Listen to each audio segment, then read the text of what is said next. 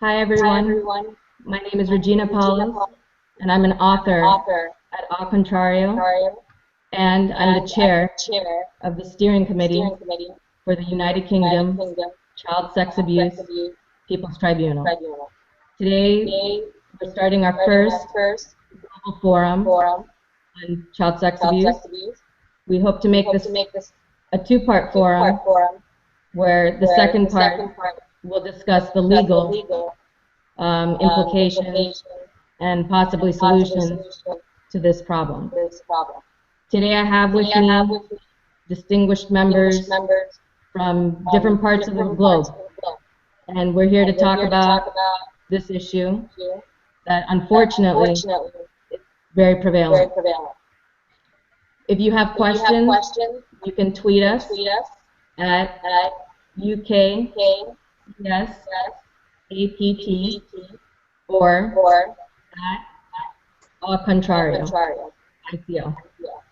So I'm going to So go I'm gonna ahead go ahead and pass pass the the camera to the camera first to the first speaker, speaker who will who introduce will himself introduce himself and and speak speak briefly on the briefly issue. on the issue.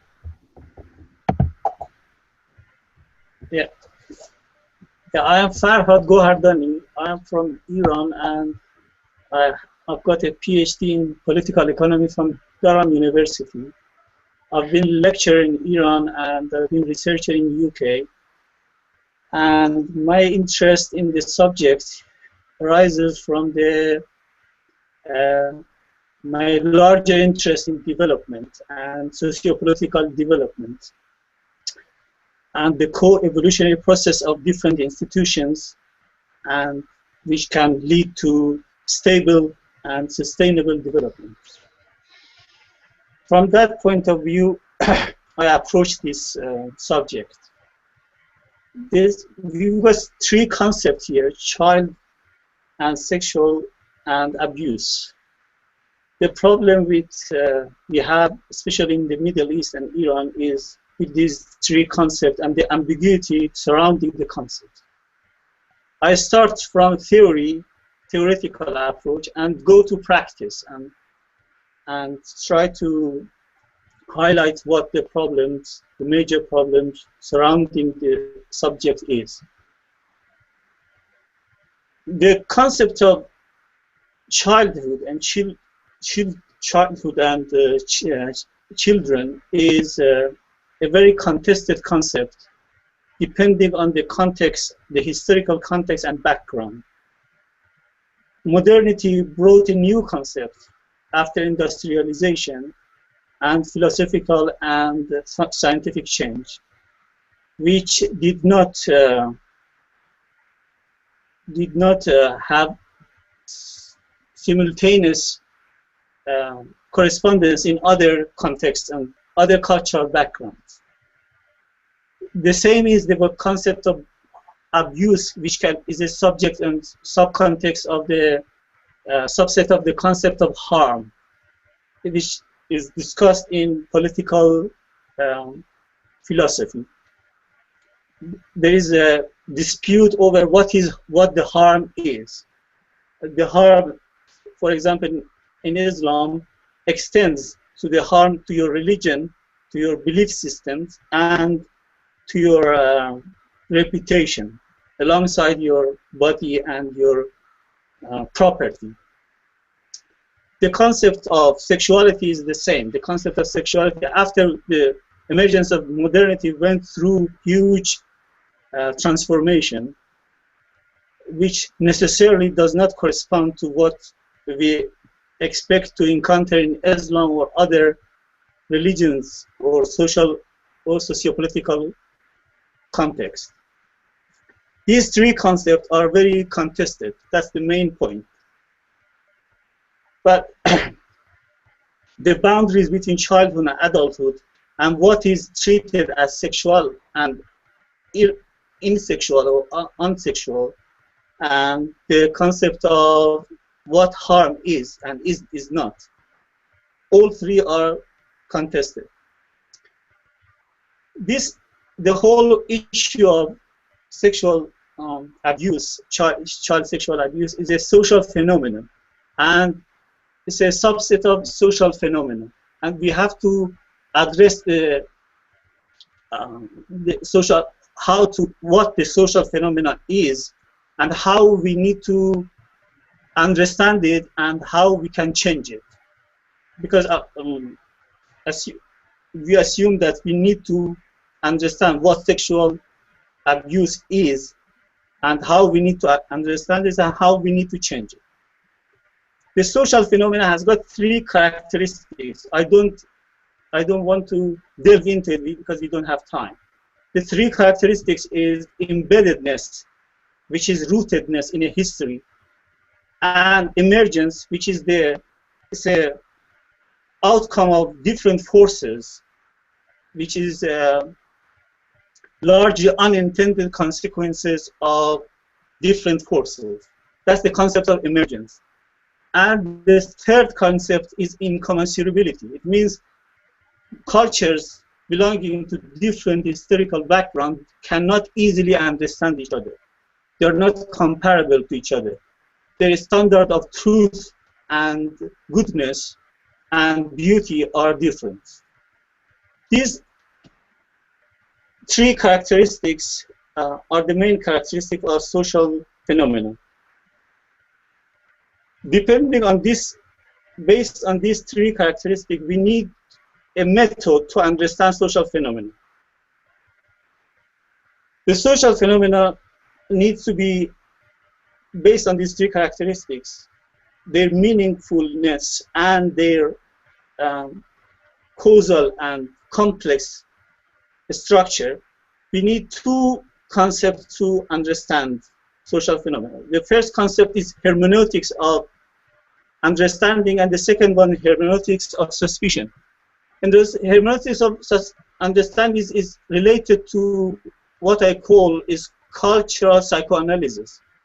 Is when you equip yourself with the art of listening and you listen to the radical other, the one who totally different, whose conception and understanding and experience is totally different from you.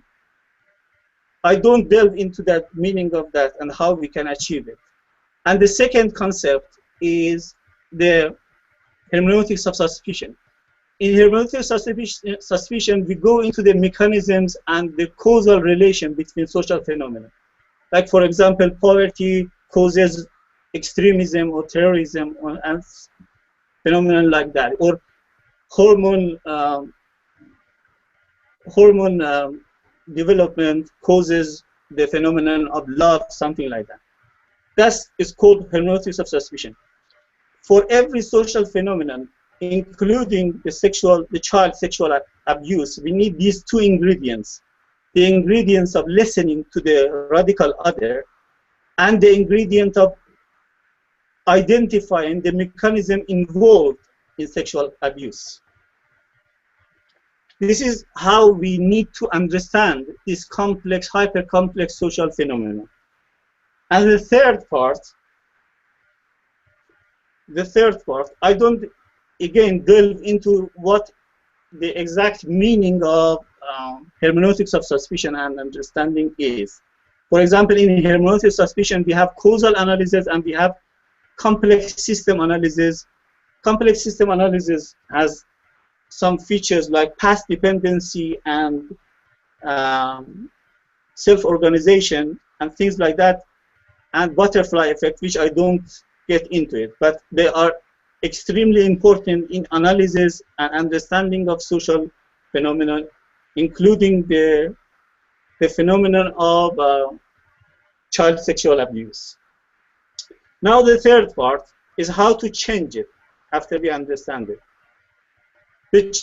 In relation to the changing of this phenomenon, we have 2 large approaches. One is Cartesian approach related to Descartes. It's a social engineering approach, which is scientific approach and causal approach, which you identify the problem atomistically and try to change it through legal or other tools. That's one way. And the second way is through gradual change, and building consensus among different layers of society. Based on the background, if we have a stable background, cultural background, like in the West, we have a stable cultural background which is called modernity. In that stable background, which has no ambiguity with regard to the definition of sexuality and childhood and abuse, you can use the legal approach and the social engineering approach. But in contexts like the Middle East or Iran, which has got different cultures or different, which I call different forces, different cultural forces acting upon the society, and there is no clear-cut regime of truth which tells the society what the truth about childhood is, what the truth about sexuality is, and what the truth about harm or abuse is. When we are in the ambiguous situation, which I call belated in-betweenness, in that case, the social engineering approach does not work and create dysfunctional systems, which society tries to identify an issue and then it reverses the changes it makes. The changes are not irreversible. They reverse easily. They are under the pressure of international bodies. They change their legal approach, the definition of laws and things like that. But after a while, because of the pressure from inside the society and different elites, of like cultural elites or religious elites, the society either does not apply those rules and regulations or reverses them. Then my argument is that in the context where there is ambiguity with regard to what I call the regime of truth, and we are in the state of belated in-betweenness, in that context, we have to persuade each other, persuade all the stakeholders in the argument, those who defend something we call abuse and those who are against it. And we should avoid patronizing each other and try to understand each other through the art of listening. That's the main point of how to approach it. With regard to that approach, I try to understand all the interlocutors or the stakeholders in this argument. And largely, I understand the approach of campaigners like this sexual tribunal you have here. But I see it as if there's a pressure without understanding, that pressure is counterproductive to the change you want to make. This is regarding my theoretical approach. But in Iran specifically, we had the issue of child sexual abuse from 1992, as far as I know. It was defined in the law as a law. But the problem is because Islam defined childhood differently from modernity. Like the age of sexual maturity in modernity is 18, while in Islam there is a dispute between whether for the girls is 9 or 13. In the law now in Iran it's 13, while in the Islamic jurisprudence, Islamic fiqh or Sharia, it's about 9. But there is a dispute between different legal authorities, whether it's 9 or 13 or 18. But before the revolution in Iran, it was set to 18. But after the revolution, it was reversed to 13. That makes the definition of what sexual abuse is, child sexual abuse is, and is not controversial. And there is a dispute and conflict between the modern approach and the Islamic approach and the cultural Iranian approach, which has got a Persianist background to it as well. With regard to this conflict, we need to understand each other's voice. Those who defend the age of maturity for children as 13, or those who are against it and go for 18. This issue of sexuality is very complex because Islam sees the body as the temple of God and a temple of spirituality. That immediately puts it in conflict with modernity, which sexualizes life in different aspects. And we have sexualization of childhood in modernity as well, the cases of Barbie girls and things like that. And modernity attacks Islam's sexualization of childhood because of the age of consent, or age of adulthood, which is for the girls is 13. And it's a mutual attack between different forces, which causes ambiguity and conflict and dysfunctionality in the case of Iran.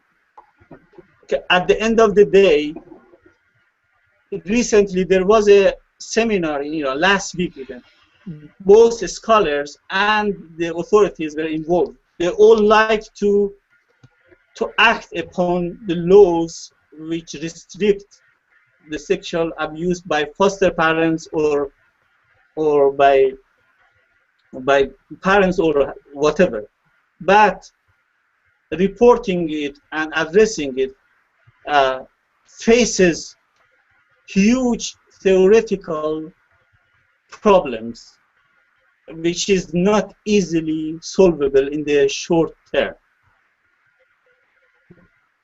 I don't know whether I have more time to address more details, or should I leave it? Yeah. We can circle back. But thank you for that.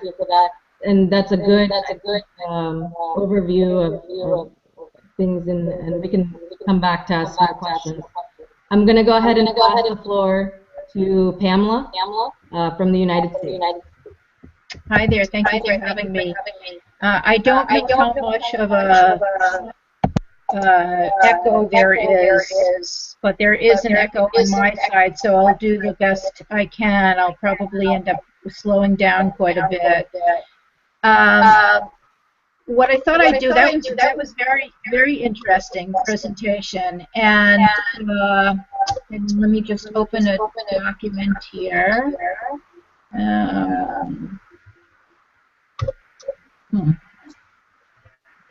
All right, why won't this open?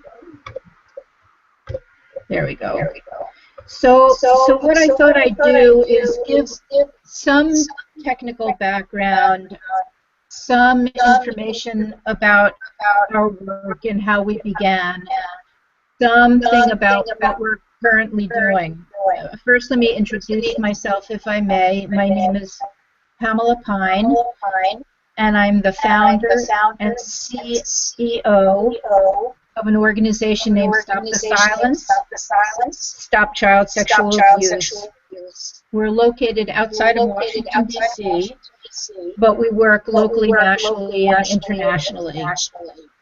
By background and training, I'm an international public health and public health communication specialist, and I became very involved with this issue in the year 2000 when I started reading about it. The numbers affected both here in the United States as well as overseas, and the impact that it has on children, adults, and society around the world. So one of the questions that we are supposed to address is the historical background of this crime in our countries. And I will say that child sexual abuse laws in the United States were originally an outcome of, in fact, the animal abuse laws. Sorry. Hi. Hi, was somebody speaking to me? Okay. So in any case, the child sexual abuse laws were based initially on the animal rights laws.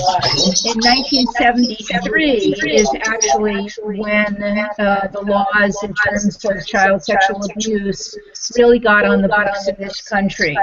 And there has been quite a bit of up and down, around and about, in terms of what is considered child sexual abuse and how we have addressed it in this country.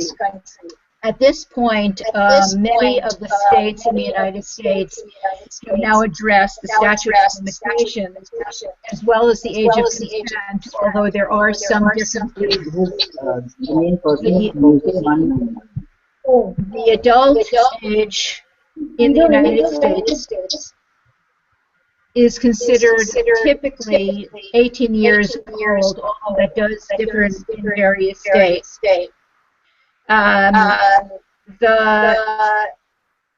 The issue of child sexual abuse and the definition of child sexual abuse might be worth mentioning.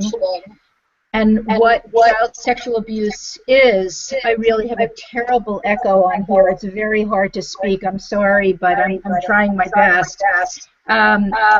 The child sexual abuse is defined by various types of actions against children, and it often occurs on a continuum, often starting with a brushing or touching that can be denied by the offender. It often continues on to more physical contact and can involve everything from voyeurism to pornography to insertion of objects into anal, oral, and vaginal cavities to rape.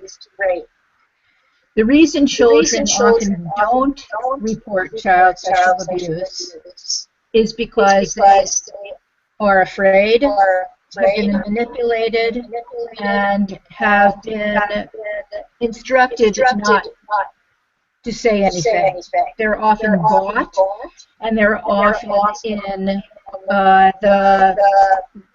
the realm of manipulation of the offender. So it becomes very difficult for the child to report.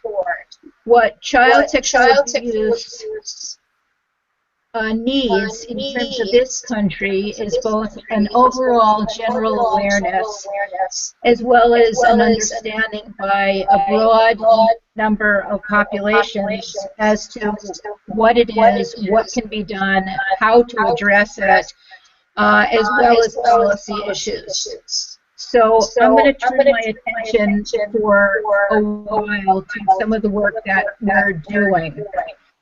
The prevalence, let me actually go back for a second. The prevalence in the United States, which is one of the issues that you wanted us to address as well, is about more than 1 in 4 girls and approximately 1 in 6 or more boys sexually abused by the time they're 18 years old in this country. Stop the Silence has been working on programming that involves a continuum of related aspects that lead to a better understanding and action.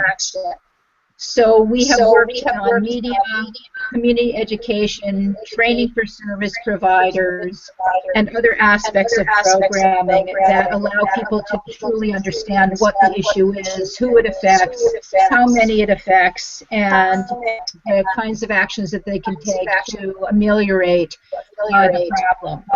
We've now put all of our programming under a major umbrella that is called Arts and Advocacy, and we work with universities, colleges, schools, and community groups to provide information to them, starting out with film and books and plays that allows them to open hearts and minds, and then we do a presentation that provides the real aspects and facts with regard to child sexual abuse and what their community and those as individuals can do as in response to the program. Can you still hear me? Because all of a sudden my echo went away. Fantastic. Oh, that's a lot better. Oh, that's great. Maybe it was an open mic somewhere. Thank you very much. In any case, what we have done is taken a program that provides art, large audiences, a presentation, usually done by myself, but other people as well, and we always have a local panel. The local panel is there so that people have a chance in the audience to ask questions, to get immediate help if they need it right then and there, but also they are able to know where to go afterwards in the case that they need some assistance. So we have looked at this from a very scientific angle in terms of the relationships between different aspects of programming and communication in public health. One of the models, for example, that we base our programming on that you may or may not know is called the Precede-Proceed model. There are a number of public health and public health communication models that are available for people to look at and the relationships. Unfortunately, I'm not in a position to be able to show you this model, but Precede-Proceed is based on health promotion and health communication. And it involves, somebody just opened their mic again, and I got my echo back again. Okay. All right. Nope. Oh well. So there are various phases that go from social assessment to epidemiological assessment to behavioral and environmental assessment, educational ecological assessment, administrative and policy assessment, to phase 6, which addresses implementation, and 7, process evaluation, 8, impact evaluation, and outcome evaluation. And we've taken this information and we've applied it to something called Amplify, which is a computer-based model that allows us to draw relationships between outcomes and objectives and actions. So, for example, we might have a goal, an ultimate goal, of reducing the cost of child sexual abuse eradication, and we might have an outcome that leads to that goal of, for example, sustained data center and emergency use and cost and reduction of those costs. And then we have outputs, for example, which might involve the kinds of programming that I've just delineated a little bit or explained a little bit, the community-based programming.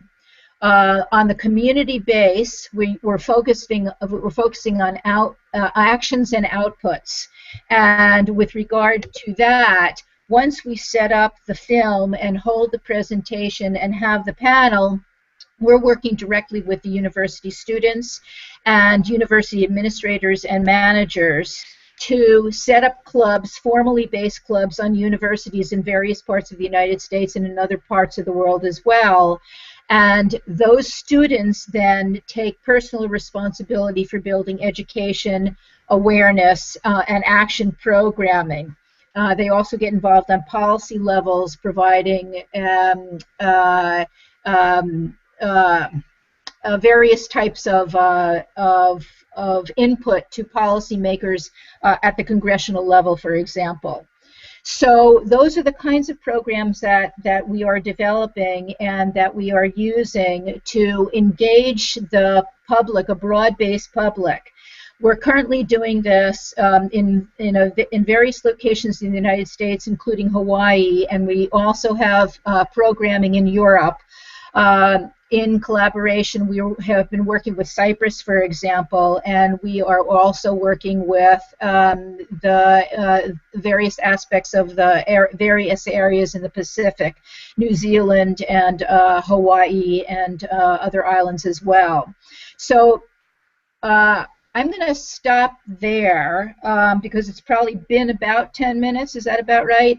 And I'm happy to answer any questions about the relationships of what we're doing and how we're doing it to the outcomes that we've been obtaining, which are enormously high. And actually, just let me speak to that for 1 second. What we have found from our programming is that we have seen enormous increases in awareness, knowledge, change in attitudes, and intent to act.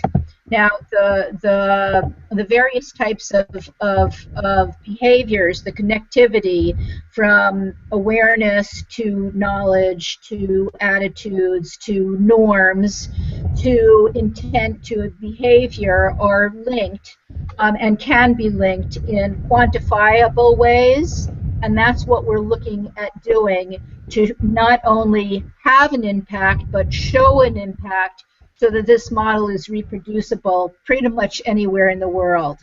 And if you'll allow me just to make one comment on the last speaker's presentation, thank you very much, by the way, for that presentation, but I would like to say that the aspect of age of consent in terms of developmental abilities, physical, emotional, intellectual, from all the research that has been shown throughout the world, both in the West as well as everywhere else, is that developmentally, physically, emotionally, intellectually, a 9-year-old and a 13-year-old simply do not have the developmental capacity to make the types of decisions that the world is sometimes calling upon them to supposedly make.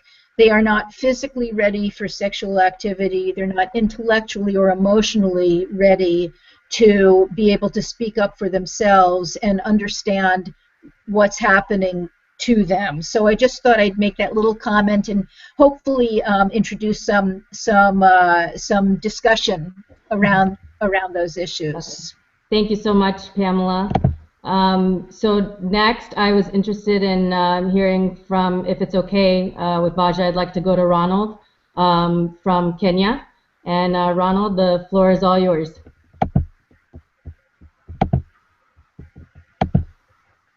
Hold on. Okay. Go ahead, Ronald. Oh, your microphone is muted.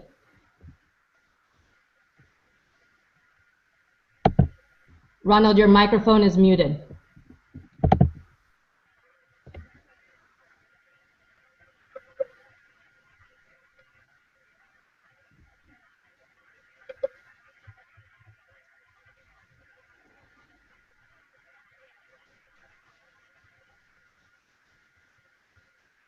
Is it working?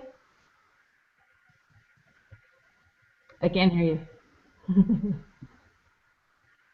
All right, well, okay. I think Ronald has he's working out his technical difficulties. So we'll go to Baja instead. Baja, the floor is all yours. Baja's from the UK. Thank you, Regina. Thank you. I'm a professor. Can you hear me? Is that Yes. working? I'm a professor in conflict transformation at Derby University in England. I've done a lot of research on sexual violence, child sexual exploitation. I've written books about being a victim of crime, and I've also trained to be a psychotherapist, and that work means that I meet people who've been abused as children. So I'm sort of basing my discussion today on the sort of research aspects, but also the practitioner-based aspects. So just to say that it's very difficult to get statistics about the extent of child sexual abuse. It's a very hidden crime. In the UK, it's been hidden for many, many years. And, there's no one crime called child sexual abuse. So if you're looking at official crime statistics, you're looking at offences like grooming, facilitating, and also child rape. And just to say, it's very difficult to get official statistics, or the official statistics do not represent the true figure, because it means that those crimes have had to have been recorded by the police. Now, many victims, most victims, their experiences will not have been either reported or recorded to the police. And this is why you have a lot of charities who work with children who have been abused, who also collect their own statistics. And that is also a trust issue, because historically police services have been very poor at dealing with sexual violence and child sexual abuse. And certainly in the United Kingdom, we have had a culture of disbelief of victims and also victim blaming. And I think this is why child sexual abuse has been going on in a very hidden way. And it's only recently in the United Kingdom that we've started to discuss more and more, how problematic it is to our society. So suddenly everybody is waking up to really what psychotherapists have known for many, many years, because often psychotherapists will meet the adult survivors of child sexual abuse. So I guess we've had numerous revelations recently of many cases of child sexual abuse occurring in institutions, in schools, in clubs for sport, in religious organizations, in care homes, homes that have supposedly, been set up to care for children. A lot of abuse within those care homes. And, often when victims have made allegations, they have not been believed, they've been dismissed. And certainly if we're thinking around also child sexual exploitation, it's often been the most vulnerable groups in our society who've been targeted by gangs, often gangs of men, grooming vulnerable victims. And those victims often, they don't report what's going on. And even if they do, there has been that culture of suspicion and disbelief and victim blaming. Somehow that the victim is doing something, to create the abuse against them. And really, it's only because recently in Britain we've had so many cases, hidden cases where children have been abused in places that they should have been cared in, that it's become a national scandal, that we're starting to have this national conversation and national debate.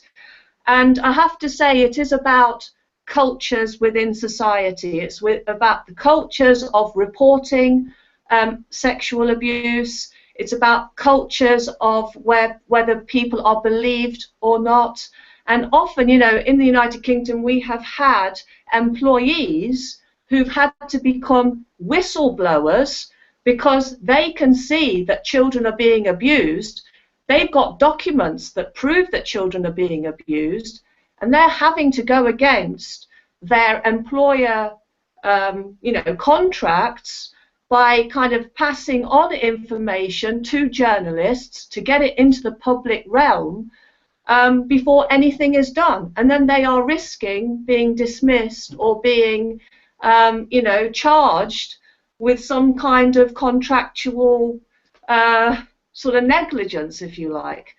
So I guess that's a key issue I want to highlight, that child sexual abuse, child sexual exploitation, these are very hidden within our society, and there has been a culture of suspicion and disbelief of victims, and it's no coincidence that it's, children are vulnerable, and it's that vulnerability that the perpetrators exploit.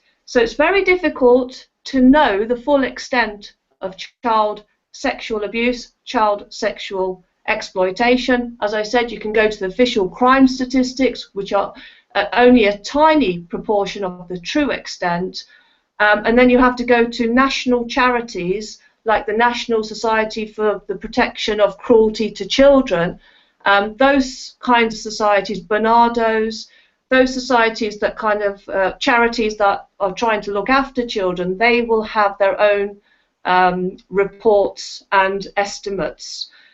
Just to say that in the United Kingdom, the number of child sexual abuse crimes and allegations is rising, and this is creating a lot of problems for police services because they don't have necessarily the resources to deal with all of these allegations.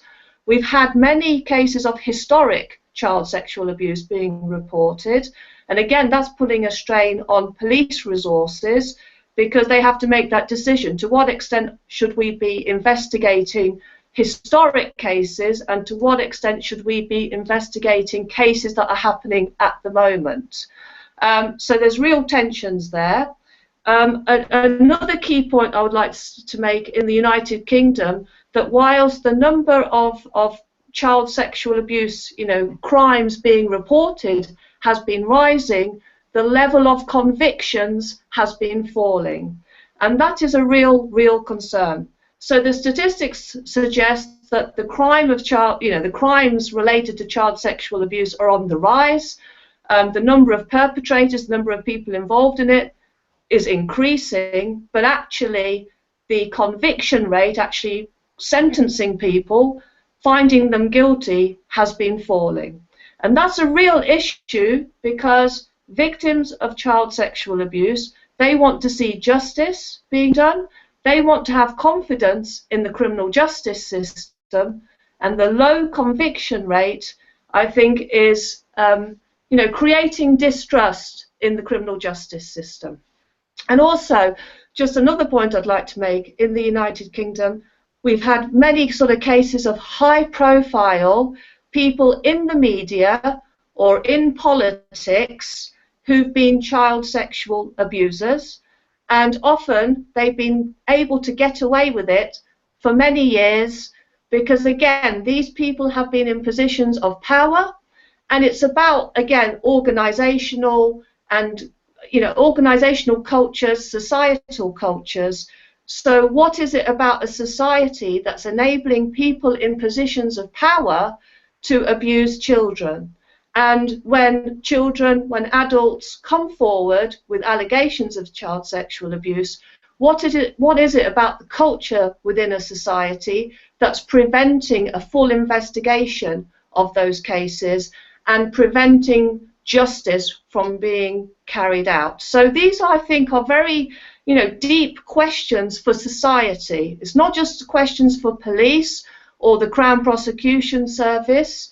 These are questions for everyone in our society, because I think it runs very deep. It's about the abuse of power, and it's about people being fearful of coming forward to report it, and when they do report these instances, not being believed. And just a final point, there's a debate in the United Kingdom at the moment of whether the failing of reporting child sexual abuse, whether that should be criminalised. So somebody should be, whether we should make it mandatory to report cases of child sexual abuse. That debate is ongoing at the moment. In Northern Ireland, it is mandatory. So anyone working within a public institution or any organisation, if they have any suspicion of any case of child sexual abuse, it's mandatory for them to report that.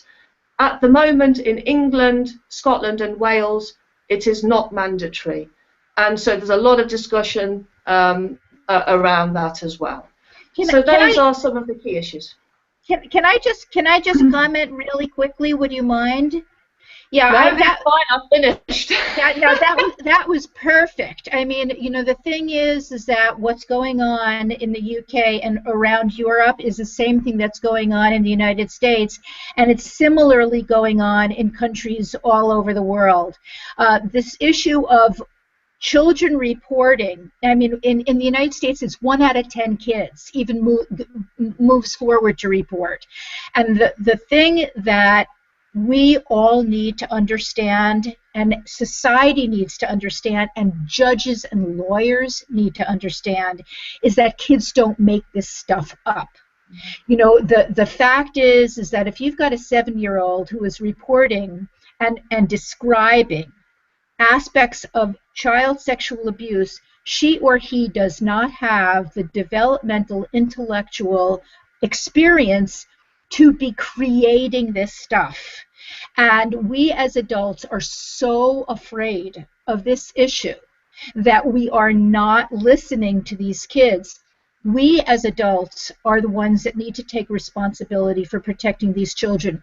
We can give them the tools to come to us, but we cannot expect them to protect themselves. And we have to educate those kids and educate society to help those kids come forward to protect them in the first place. You know what the signs and symptoms are, know how to protect our children.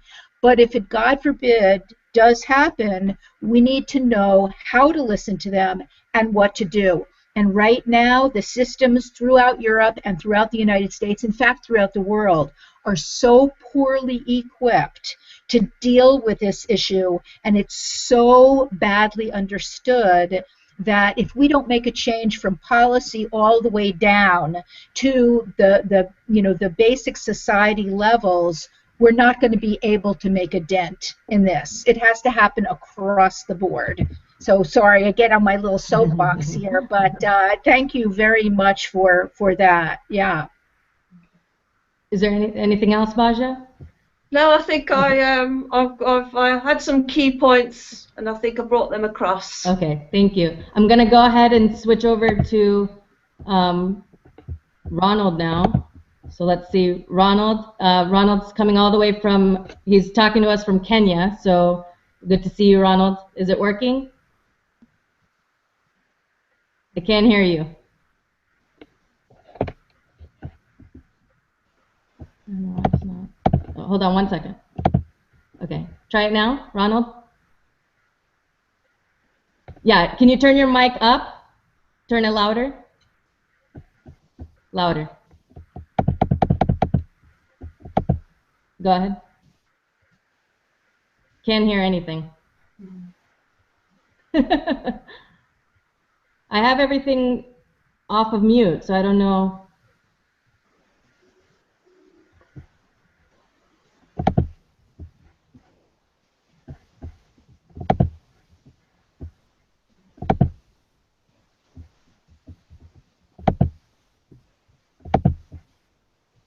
Is it working now?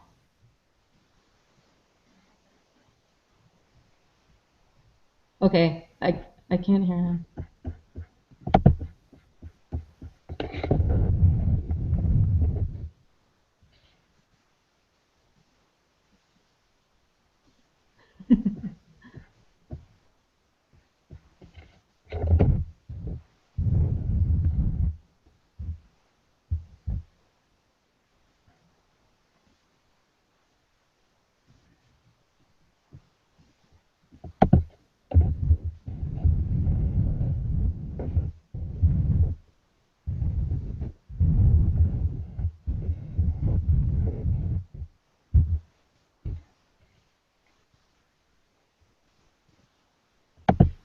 This is the beauty of technology, but we can all meet together, but there's going to be some small hiccups. But I think in the meantime, Ronald, let me pass it on to Anuja from India, and let's see if we can figure out the microphone issue on your side.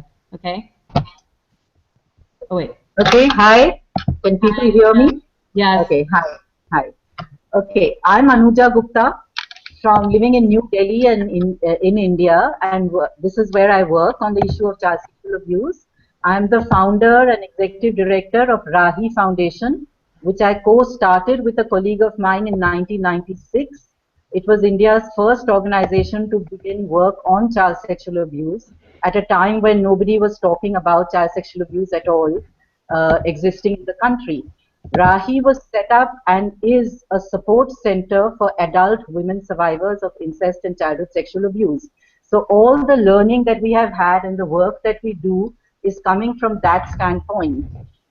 We started off as a center for adult women survivors, and from that standpoint, working backwards to see what kind of, the fact that healing is a very important part of our work. Rahi stands for recovering and healing from incest, but also understanding that survivors cannot step into recovery and healing unless there's a ground created, a social, a social awareness created for the issue to be talked about at all. So when we started in 1996, no one was talking about child sexual abuse. So a lot of our initial work was to bring the issue out into the open, to say that that child sexual abuse happens in India. It is not something that only happens in Western countries like America or as it was widely understood to be, and that children need to be protected. Also, that child sexual abuse has long-term impact on lives of survivors, and that also needs to be addressed. So this was the host of issues we were coming up with from 1996 onwards. So Rahi is a support center for survivors, offering therapy, and what we have now come up with is what we call the Rahi model of healing, and we believe that which comprises individual therapy, group therapy, as well as opportunities for social action. And we find that if a survivor goes through all of these three, that is really the best model of healing that we propagate. We also do awareness raising, training, advocacy, education, research, communication, and working with policy. So on child sexual abuse, I will give you a overall brief, based on the questions that were sent to me, in terms of when did child sexual abuse become a crime in India. Child sexual abuse was always a crime, okay? Or let me put it this way: rape of girls and boys was always a crime in India under the Indian Penal Code. The rape of minor girls came under the rape law in the Indian Penal Code, and the rape of boys came under the sodomy law, which is in any case a very problematic law in the Indian Penal Code. But rape was really defined as penile penetration of the vagina. So any other act of child sexual abuse was not covered by any law. And it was very recently, because of lobbying of organizations like ours, child rights groups and women rights activists, over the last decade, that a law was passed in 2012 called the Protection of Children from Sexual Offences law, in which and we have drafted that bill, in which we have widened the definition of child sexual abuse to include a range of sexual activity. Not only penetrative sexual activity, but the range, as we understand as we work on child sexual abuse, that child sexual abuse has a range of sexual activity which may be even not related to touch. So including all of that, as well as touch-related behaviors, and all the way coming to penetrative sex. So the entire range is now part of this new law. The new law is also gender neutral, which means it covers both boys and girls, transgender. So it's a gender neutral law, both for victims as well as perpetrators. So that is another shift that we have made with this law.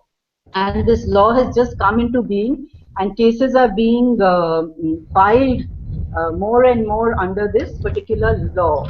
Of course, the law has many problems. One of the problems is that after we gave our recommendations to the government, they sort of brought in this clause, as the earlier speaker was talking about, of mandatory reporting, which we believe that in the Indian system, where we don't have actually any systems outside our individual work to support mandatory reporting. So it's not like, for example, if you hear a case of child sexual abuse, you have the social services coming in, you have the police coming in, you have legal services being provided by the state.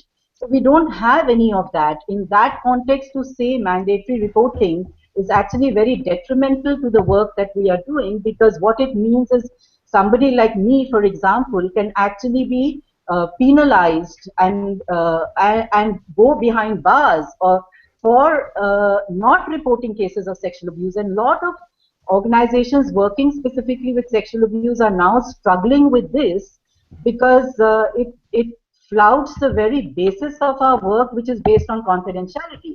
It is only recently that people are coming to us with cases of child sexual abuse. Today, if a mother comes with her child, or for a case of child sexual abuse for therapy or support, and if I tell her that I have to report this to the police, she's just simply not going to come back. And so this whole mandatory reporting clause has created a lot of havoc in the way cases are going to be dealt with now. And the other problem in the law is the age of sexual consent. We were fighting for the age of sexual consent to be 16. And actually what happened is the government brought in the morality into it and made the age of sexual consent 18, which basically means that any act between 16 and 18, and believe me, in India, a lot more teenagers within this group are having sex, consensual sex. So all forms of sexual activity, including consensual, below 18 is now getting criminalized, which means parents of girls, for example, if they don't like a particular boy that she may have anything sexual to do with, is actually reporting him for rape under this particular law, and he is being put in the juvenile justice system, when actually all they were doing was necking or kissing, or maybe even having sex consensually with each other, between this age group. So that also is creating a lot of problems. But anyhow, the point that there is a law finally, understanding the entire complexity of child sexual abuse exists in India is also an indication of a recognition by the government and by society of the crime itself. So we are very happy that there is a law and people are filing cases under it.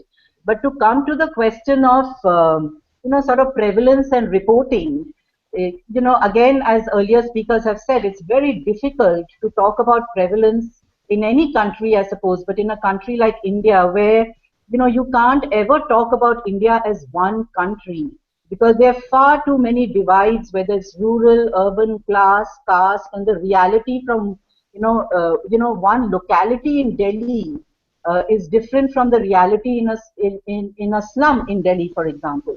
So we really never can speak of India as one big entity. But having said that, the national study on child abuse was conducted by the government in 2007, and that has come up with a statistic of 53.3% of respondents reported having been sexually abused. So that could be 1 in 2 children, actually. And Rahi's own study, which was one of the first studies in 1998, a very small survey, reported 76% of women who had participated in that, and a retrospective thing, said that they had been sexually abused before the age of 18. So the figures are really high. And my anecdotal experience of working with sexual abuse, over almost 18 years, is that I would place it at a much higher number. I haven't met in my 18 years, I have met very few women who come to me and say, I haven't been sexually abused. So in the Indian context, where family, culturally the family is very strong, the hold of the family and the status the family is given is so strong that I believe the numbers could even be as high as 90%. I don't know which child is not getting sexually abused or is not at risk of being sexually abused if we define sexual abuse in a very wide way. And talking about stigma, of course, there is a lot of stigma and shame associated with child sexual abuse in India, and one would say denial, repression, and dissociation operates in India as an at an individual as well as at a social level. And to speak about it both for the survivor, is inviting stigma, but also if a survivor is disclosing to somebody and that person speaks about it, she is or he is also inviting the stigma that is attached to survivors. So there is a lot of stigma. Just last week we did a healing workshop with young women survivors, and all of them spoke about the impossibility, of disclosing sexual abuse within their families. It's so, when we talk about that children, and I think the earlier speaker talked about that, there is so much emphasis on children must tell, children must talk about child sexual abuse. We have come to believe that children do not talk about child sexual abuse because it is a way they protect themselves, because if they talk about child sexual abuse, they invite so much isolation and stigma. So the focus really needs to be not on necessarily on children talking, but how do you train adults to listen and create a space for children to come and talk. Until that happens, it's almost better for children not to talk, because children find their own ways of coping with the reality of sexual abuse. But when they do talk and they are blamed, or they are isolated, or they're stigmatized, it just adds to the trauma of sexual abuse. So that is one point I wanted to bring out. But in terms of, if I have, in looking at how things have changed from 1996, having said that there is of course a whole culture of denial and ignorance that still exists, after having said that, I would like to say, of course, with the work that we have been doing, there have been tremendous gains over the last 18 years, because now there is a law on child sexual abuse. The media is covering sexual abuse much more than it was earlier. Okay, TV shows, mainstream film stars are taking up child sexual abuse as a topic for talk shows. It's being addressed in movies. For example, we are still, child sexual abuse is becoming a theme. The government has woken up. First they did a study, then there is a law.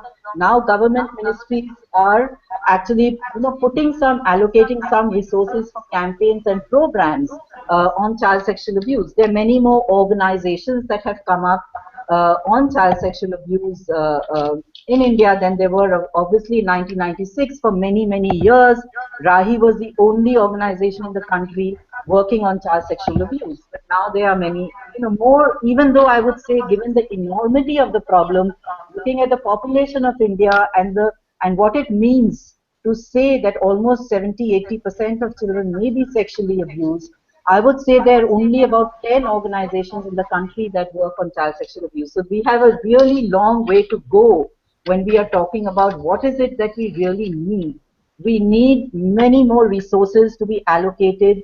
There is still a lot of work to be done to break the stigma, to provide a space, a safe space for women and children, even men who have been sexually abused, to come in for help. There is no government mandated counseling center. So the only help that is being provided is by 3 or 4 NGOs in the entire country. And there's very little that really we can do, as a small center. Then of course, even now that there's a law called, what is called POCSO, Protection of Children from Sexual Offences, other than a few cities where there are NGOs like ours that are pushing for the law to be used, nobody across the country really knows about the law. So what is required is for, a national awareness campaign to talk, to help, and this can only be done by the government. It cannot really be done by smaller, NGOs, because we simply do not have the resources to say that there is a law like this. These are the clauses of the law. This is how you can use the law. This is how you can take cases to court. And talking about reporting, I would like to say that, of course, since the law has come out, the police is required to file, to take a case and to file a case. What is happening is, of course, if the case is of very small children, let's say between the ages of 3 to 10, the police is, very sympathetic. But the minute it gets to older girls, okay, there is a lot of stigma, even by the police and medical fraternity, the judges and the lawyers themselves. Children are asked to repeat their story several times. Sometimes convictions haven't happened because a 3 or 3-year-old child has not been able to repeat her story, and there are so many delays that, you know, if a case is filed now, it may come up for hearing like a year later, you know. So the child has forgotten, and she has to repeat her story now, she has to repeat her story in the middle, she has to repeat her story 1 year later, and definitely, clearly there will be no consistency in a story like this, you know, by 3 to 5-year-old children. So conviction rates are not very high, you know, either. So training and sensitization of judges, legal fraternity, medical fraternity, law enforcement agencies are critical, and we need that desperately. And the government is simply not doing enough to make that happen. And it is all left to smaller NGOs like ours. So wherever we are able to, with our resources, do that, we do that. But then again, it gets limited to few cities. And we are not even talking about rural areas or semi-rural or towns in India. You know, so we don't even know what is happening in those towns. What is the extent of sexual abuse? How is it being addressed? I don't know how much time I have left, but I think we're good on time. Yeah. Can I go ahead and let's see if we can switch it over to Ronald, and then I'll open the floor for some discussion. Thank you, Anuja. Okay. All right, Ronald, let's try it one more time. No.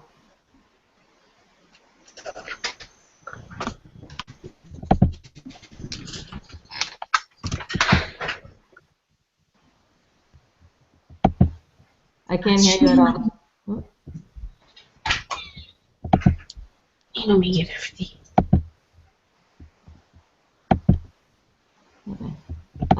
No, I can't hear you at all, Ronald. What we'll do is, Ronald is one of the co-founders of A Contrario, and he is he's worked a lot on these kinds of cases in Kenya. And I had asked him to join this conversation because I think his expertise would have been wonderful, and also because we do want to hear from what's going on in Africa, and particularly in various states in Africa, and so in countries in Africa.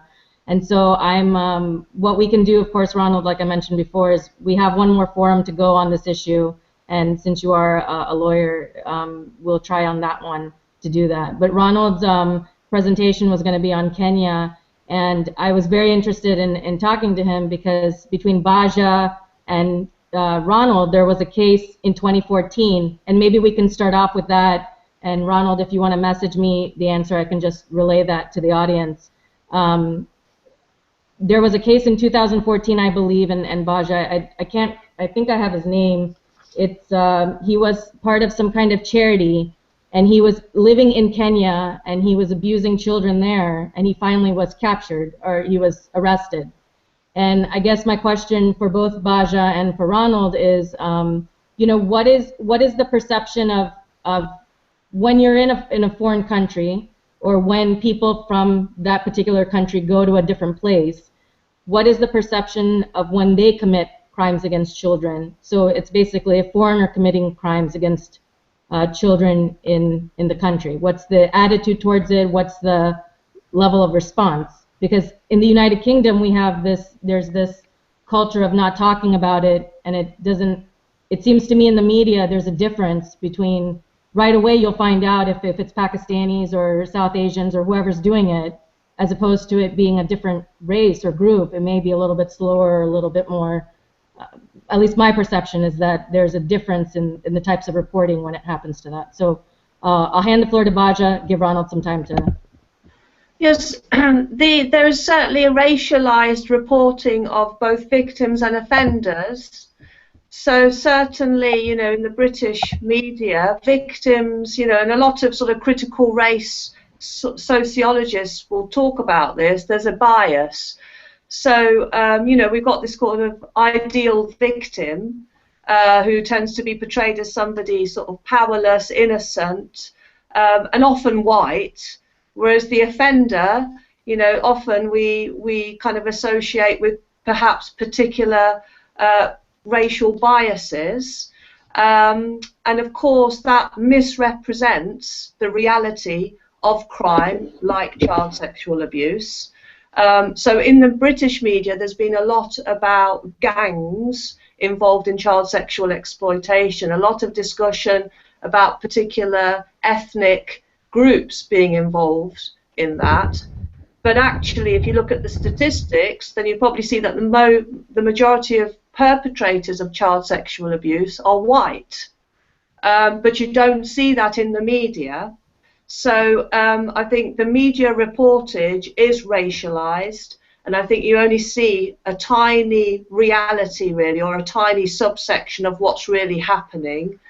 So yes, so that's my contribution. Okay, I have Ronald's answer, and he says that it's more likely, it will be reported when it's a foreigner, more likely, if that's the perpetrator, than it would be somebody within the country. And I think perhaps Anuja, would you like to speak on that issue? Because I know when the rape cases were happening in India, it was reported all over the world. You know, Indian men raping foreign women. What would you say about that? You know, on this subject, what I would like to say is, you know, if you're looking at child sexual abuse within the country, you know, there's not so much racial sort of profiling as much as there is one of class. So it's much more, you know, the profiling is that most perpetrators belong to lower middle class or to poorer families. And as you go up in the class ladder, there is more reluctance to accept that in so-called good educated families, sexual abuse could be happening. So that is one problem. And the other, I would say, would be incest versus, you know, so for example, people are much more reluctant, including judges and the police, you know, when it comes to a father sexually abusing the daughter, you know, they are much more reluctant to believe, to file a case, you know, or to report, you know, to take it forward. So that rather than if it was, let's say, a distant uncle or, you know, or someone unrelated. So I think the difference really is coming from there. But of course, and as you were saying, that the media also tends to misrepresent the perpetrator by sort of, you know, there'll be a picture of a perpetrator in the media with like horns or something, you know, or like looking shady with a cap and in a dark corner, you know, or a victim, as you said, Vasya, also like sitting in a corner with a head down. So very typical profiling of victims and survivors, which we know are actually misrepresenting and very risky and dangerous for protection, because it's giving out messages that if you don't know, and if your husband or your father is not looking like a spy or not looking like a monster, and the words that are constantly used if a father-daughter incest case comes out is the monster father, okay, and that is very, very difficult to counter, you know, because it creates a certain image, you know, which we are constantly trying to break and talk about that, no, this is not, you know, the typical profile of a molester. In fact, the profile of a molester is somebody who's sitting with you at a dining table every day, you know. And the third problem that has come because of these recent rapes that have happened and reported all over the media, all over the world, is that unless a crime of sexual assault, whether children or women, is not heinous enough or is not gang rape in the most brutal fashion, it is not considered worthy of even reporting or talking about it. And our fight has always been to talk about how incest, for example, is a crime that is very insidious. Okay, the perpetrator can function very gently in a particular way, and it is not brutal in the way the media is now making out the crime to be. So they are creating this divide. So if it's not brutal, nobody wants to talk about it. But if it's brutal, there is a huge big public outcry. So it is causing the problem of you know, putting the crime out there, you know, and really not looking within your own family. So if there's a brutal crime, public outrage will happen. But in this public, nobody is looking at what's happening in their homes, because they are not able to relate that brutal crime with actually daily acts of sexual abuse in families that children are subject to. Okay. So that's what I would say. Thank you. And I'll go ahead and Pamela, you wanted to comment? Yeah, the issue of incest, I mean, it's terrible and it's interesting, you know, in an intellectual sort of way, and how we perceive the whole issue with regard to incest and other people. In the United States, and I'm sure it's similar all over the world, what happens is that, you know, we have all these, you know, we have 50 states. If you have somebody who is coming from Florida and traveling up to New Jersey and stalking and raping and killing kids, well, what we say is, well, castrate him, kill him, or put him in prison for the rest of his life. But then what we have to realize is that in the United States, and I wouldn't be surprised if the figures are similar. I mean, the research is not great all over the world, but in the United States, what we do know is that 90 to 94% of child sexual abuse is committed by people who have regular access to the child and know that child. And about 40% of that 90 to 94% are family members, fathers, brothers, mothers, sisters, aunts, uncles, cousins, you know, nephews, and all of that business. So we're talking about, you know, somewhere around 35% of all the cases of child sexual abuse being committed by family members. And as the last speaker was just saying, you know, once you have it within the family, it's a really insidious issue, because the problem of family response, community response, and societal response gets much more complicated. The closer you get to home, literally and figuratively, the harder it is for everyone to deal with. If it's some anonymous Joe from someplace else, fine, you know, do whatever you want to him. But if it's Dad, and Dad happens to be the pillar of society, we've got a major problem, because nobody wants to deal anymore. And so it's covered up. And the other part of it is that there are relationships, very high relationships, between judges and lawyers and pillars of society, if they're not, you know, if the judges and lawyers themselves aren't sometimes the perpetrators, which does happen, of course. So it becomes a very complicated, very intricate issue very quickly. And what we've been saying at Stop the Silence is that this is a public health issue. Violence is a public health issue, and child sexual abuse is a public health issue. It is preventable, it is addressable, it is treatable.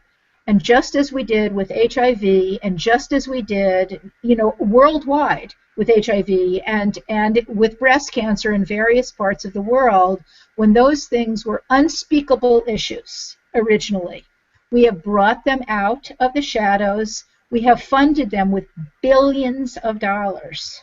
But this issue hasn't quite hit yet, but it's reaching a peak of no return. There are so many people speaking out about it, both parents of children as well as survivors themselves, that I'm hoping that we don't backtrack once again and try to bury this, because it's affecting us in the billions at this point on a global basis in terms of its outcomes, which, as I'm sure, do you mind if I just mention a few of those? Because I don't know if the public generally understands what the impact of this is. And it goes everything from poor school performance to post-traumatic stress disorder to bipolar disorder to major clinical depression to, you know, the kids who have begun cutting themselves. That is a potential sign and symptom of child sexual abuse.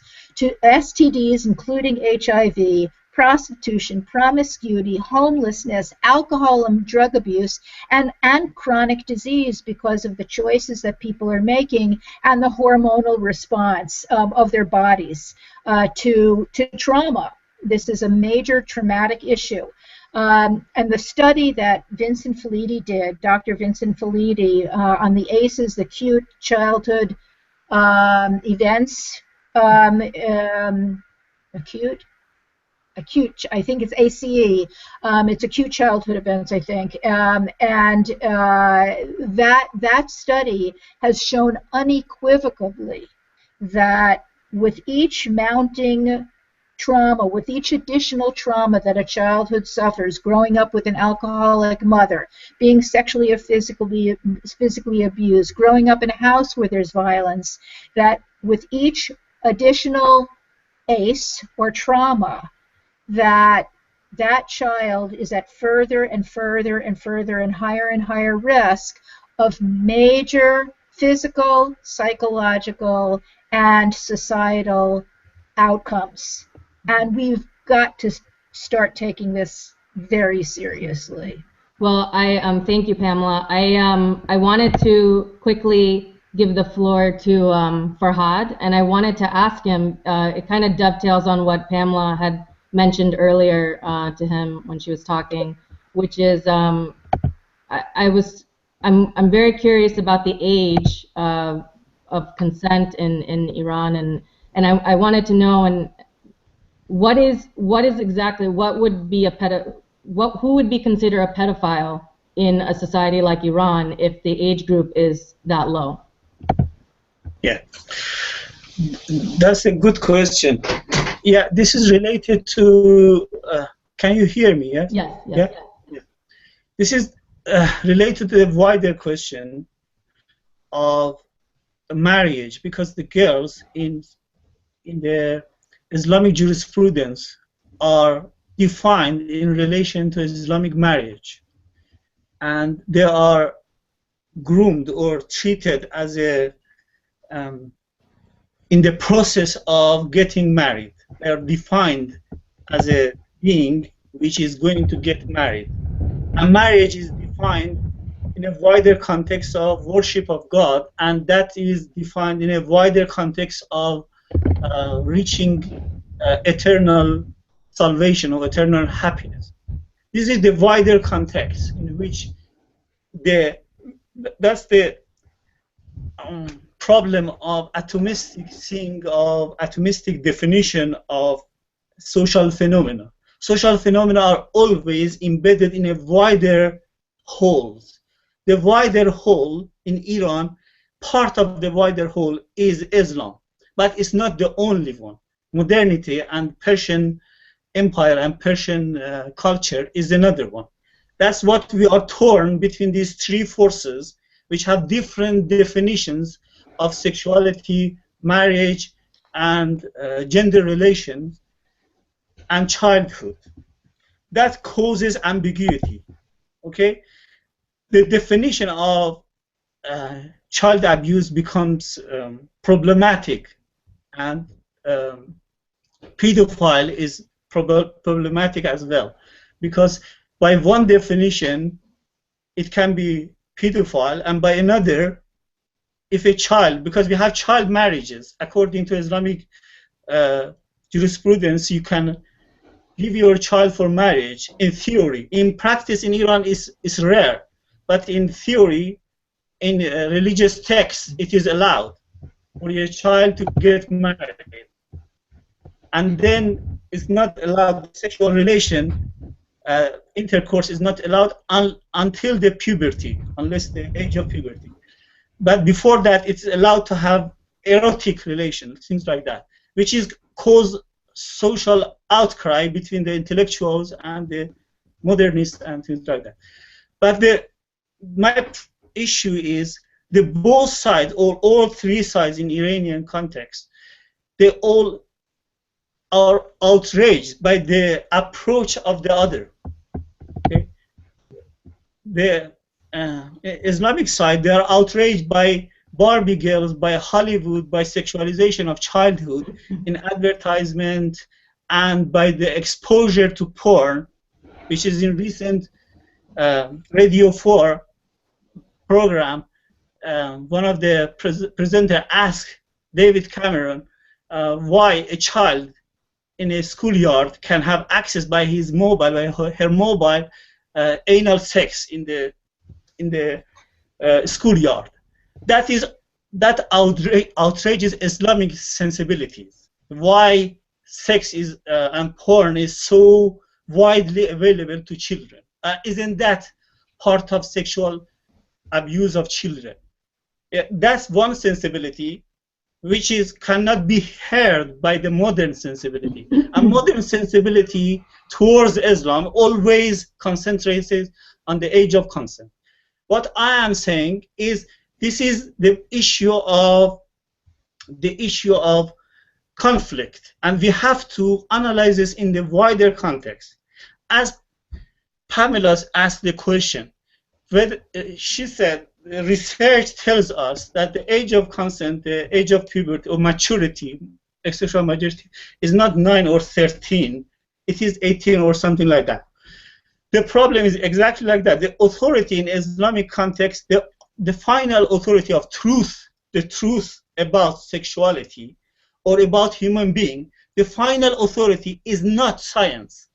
It is religion, and it is prophet, and it is the religious sacred text which tells us the truth about the humanity and sexuality and childhood. When the conflict arises between science and religion, then the Ayatollah goes for religion and the intellectual goes for the science, and people becomes confused, and the religion and the authority, political authority, becomes confused as well.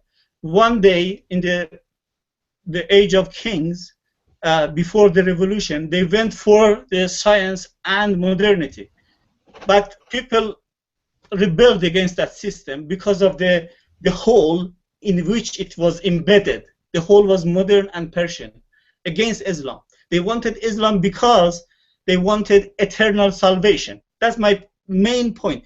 You have to understand sexuality and marriage and girlhood and gender relation in a wider context of the eternal salvation and the relation of fiqh, what is called Islamic jurisprudence or fiqh, in relation to achieving that salvation. The ingredient, the individual ingredient, people may have problem with the age of consent in Islam, okay, as they may have problem with the age of with the over-sexualization of life in modernity. But they like both of them. Yeah? They like both of them, and they have problems. There is a confusion. That's why Pamela's type of packaging, social engineering type of programming, which she said this is applicable everywhere, that's what I call social engineering. It is not applicable. It is dangerous.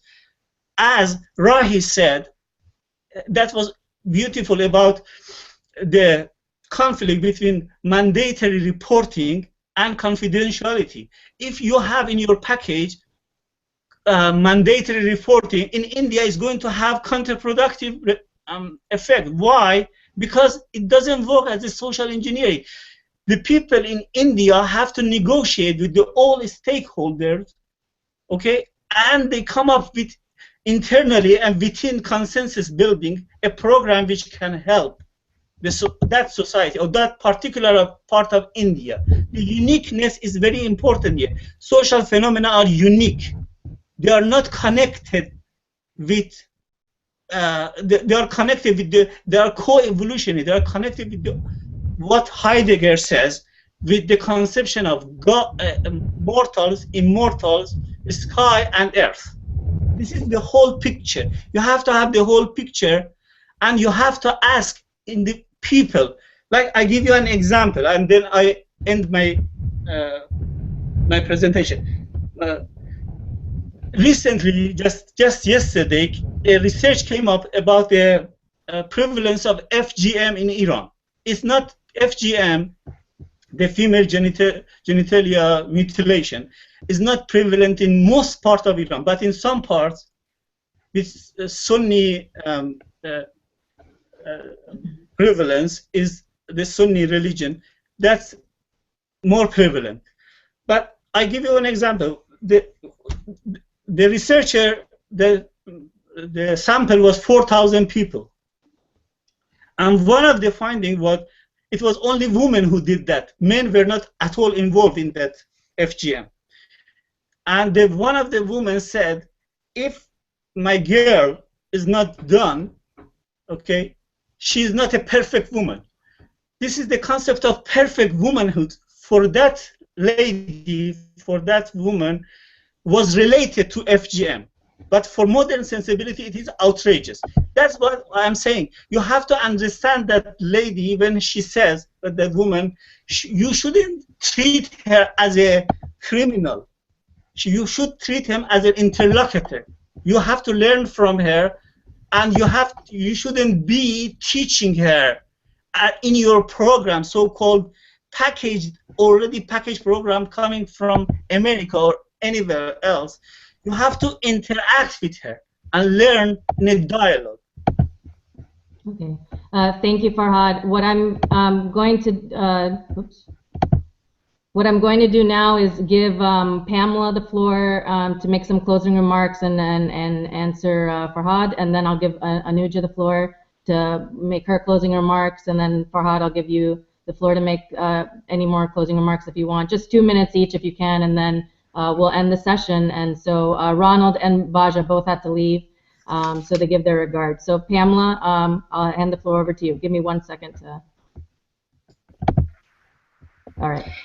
First of all, I want to address you directly, Farhad. First of all, we in the United States at Stop the Silence are not pre-packaging or doing social engineering, so I need to correct you, and that's really important to me. Because what we are doing is providing information about child sexual abuse, its effects, and providing information to people who then carry it to their own people. Not from the United States mandating, a social engineering, whatever. I also need you to know, Farhad, that I have worked all over the world for 35 years. And the last thing that I would do as an individual or as a person coming representing my own organization or any organization is to try to force or inflict ideas on another culture. I'm way beyond that. So I want you to know that and understand that. The reality is that I've taken an understanding for my life and my culture from other cultures as much as I've shared my own, and that's important to me, and I've gained enormously from it. What we're trying to do is not, as I say, inflict ideas or force ideas, except where they're extremely dangerous to people, like death. If somebody's going to die from a certain procedure, that's certainly problematic, and it needs to be addressed.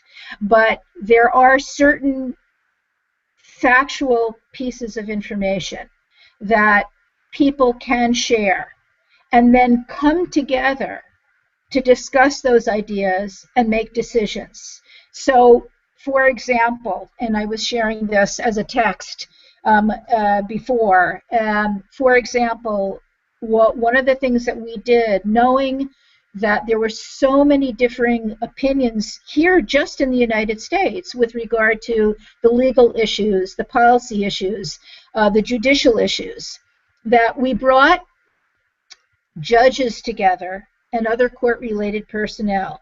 We brought also the best minds in a whole host of areas together to present to an audience of judges and other court-related personnel, and they came from child psychology, they came from pediatrics, they came from judicial law, they came from social, the social realm, social services, they came from, various other types of professions.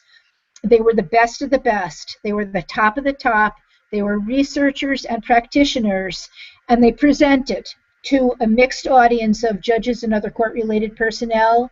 And in the afternoon, we brought all those people together at round tables so that they could sit and discuss what they had all just heard in terms of the best research that's available.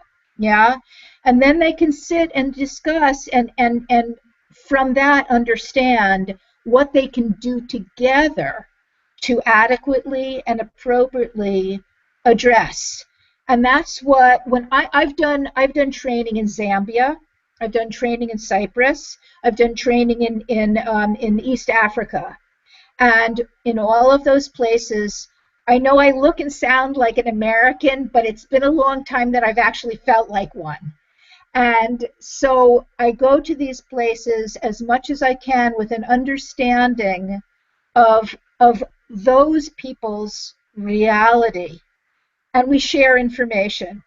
And we try to get to the next stage and the next step in order to provide and help society grow and to the benefit of all involved. And as you were speaking, I was writing little notes and saying, I do recognize that there's so many people on your side with different opinions, and some are radical, you know, and they're perceived as radical from the different perspectives.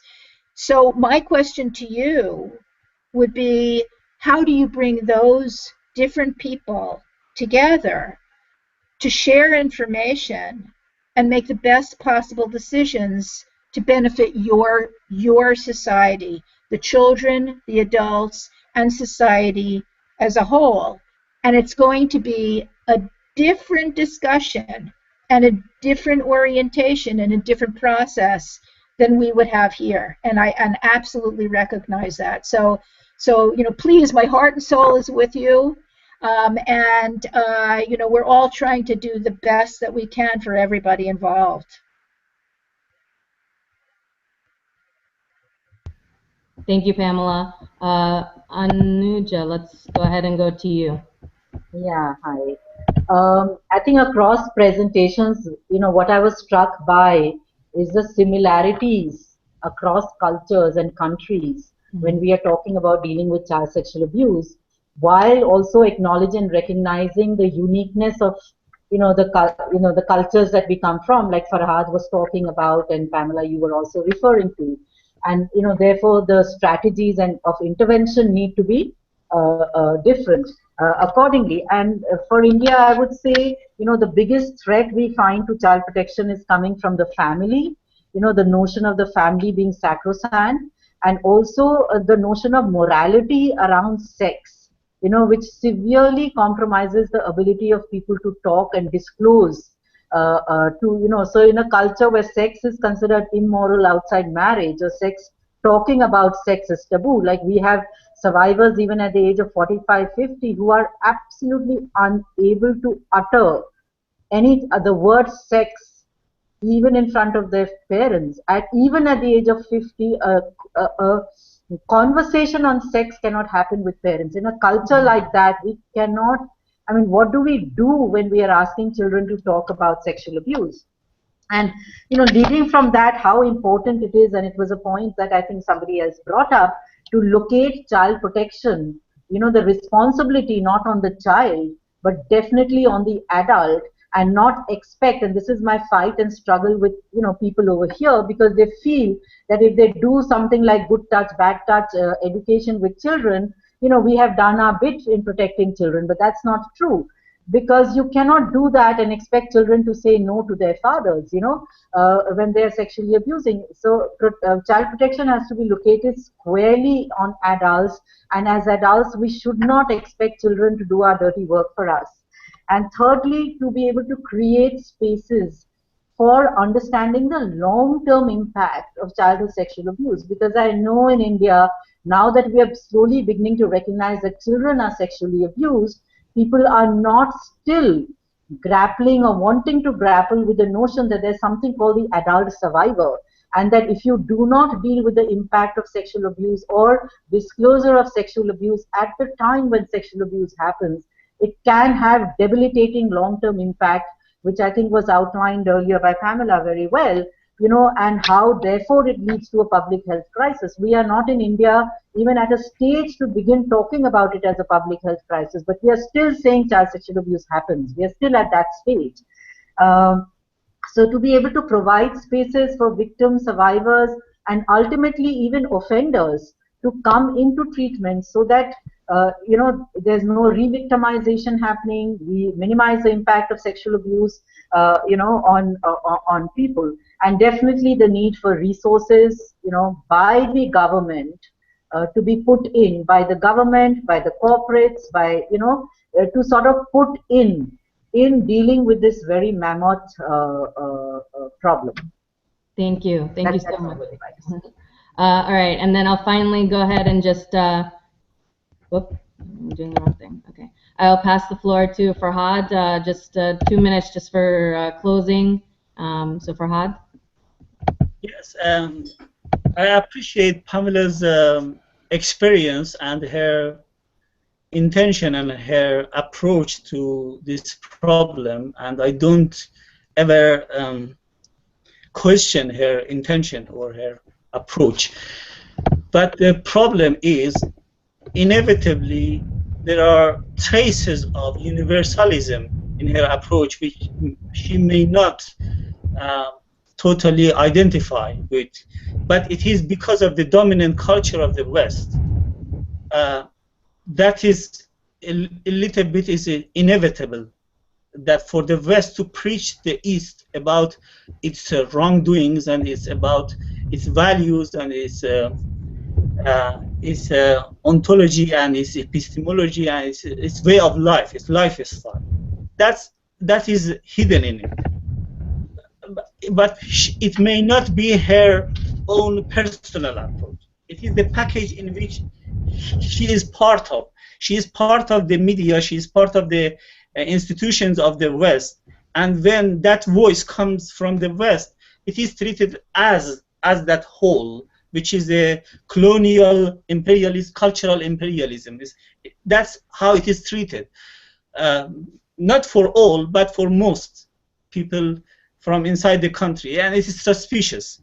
But she may not be part of that culture, she may not think herself as that cultural imperialism, but she is treated as such by some, not by me. But my problem is with two kind of universalism: universalism of religion versus universalism of science and modernity. This is inherent in both of them. That's what we have to address. That's the question Pamela asked me, how I approach the different sides of the argument. That's my book is coming on Cambridge University Press, is about exactly that. It's called The Political Economy of Truth, Trust, and Wealth in the Modern History of Iran. The problem is we have to, before the legal approach, we have to address the truth approach. We have different voices of truth. We have to listen to each other. We should stop criminalizing each other, stop demonizing each other. And this is prevalent that in the West, they all the time they say mullahs said that. They don't treat ayatollahs as a legitimate voice. That's what we have to do. We have to listen to the voice of science and the voice of ayatollah and the voice of the poet. We have three voices in Iran: voice of the poet, voice of ayatollah, and voice of the science, or voice of modernity. And we have to listen to each other without this mutual demonization. I give you an example. There are some places, as Rai says, we have some common ground. Okay, like the case of we have reached that consensus, cultural consensus, because of the evolutionary nature of consensus. It's not, you cannot build it, you cannot engineer it. It emerges out of the interaction of all interlocutors without anyone intending it. That's the nature of consensus. You have to be patient, and you have to be listening all the time, and you have to be stop patronizing and stop preaching. That's very important. But I give you an example. The example of the Catholic priest abuse of children. Okay, that's a there is a consensus that's wrong. Even in Christianity is not allowed. In modernity is not. In no religion is allowed. The relation between the priest and the child is not allowed. Yeah, then we can start a campaign, and you can stop it. You can address the silence part, and you can address the difficult problems with the details of how to make it, make the Catholic authorities act upon it, force them, and do campaigning. No problem. But in the issue of like FGM, you have child marriages in Iran, you cannot start changes by campaigning, by trial, by things like that. The only way is to terrorize what is sexuality. What is one of the thorny issues is the children's sexuality, which is not addressed in this debate we had. What are children sexual or not? This is a thorny issue. We have to theorize it, philosophize it. We have to do empirical research about it. And Pamela said, research shows that children are not equipped with the capabilities, mental and cognitive capabilities, to give consent. But immediately we know in the West, the relation between children, between teenagers, as Raj says, are prevalent, and people do not care about it. It means they can give consent, but children to children, or teenagers to teenagers, but not teenagers to adults. That becomes a bit a very controversial issue, which you have to address the issue of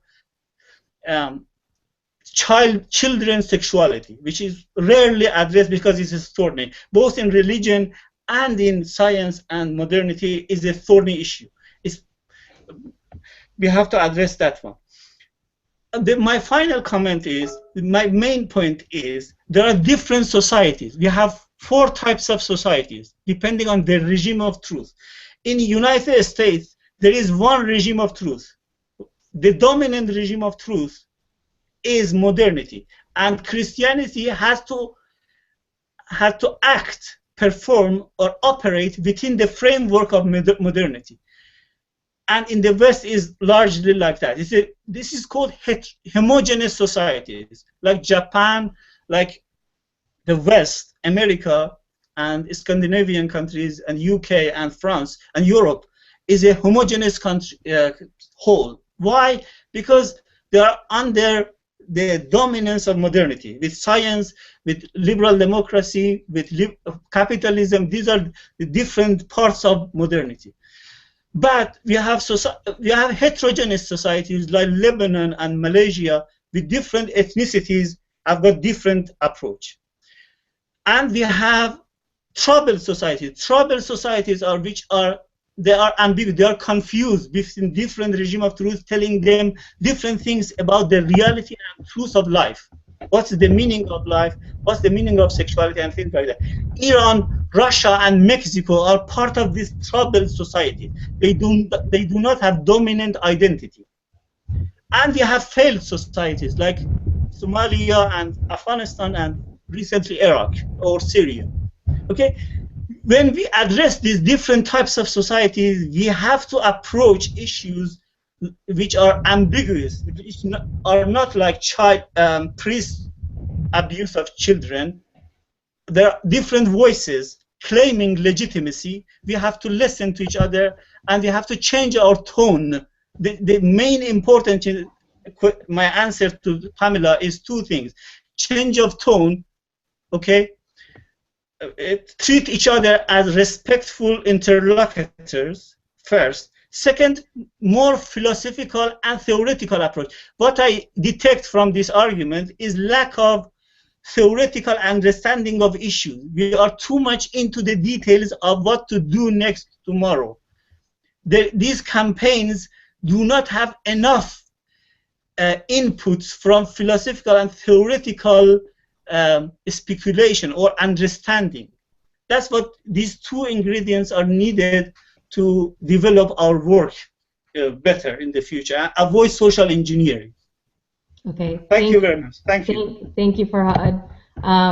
Thank you so much, and I appreciate all the speakers. This was a very quick setup, and to be able to communicate with people from different parts of the world is really amazing. So I'm grateful that Google has this kind of platform that we can work out. Unfortunately, Ronald couldn't participate, but we will have another hangout on this issue again, hopefully within the next couple of weeks.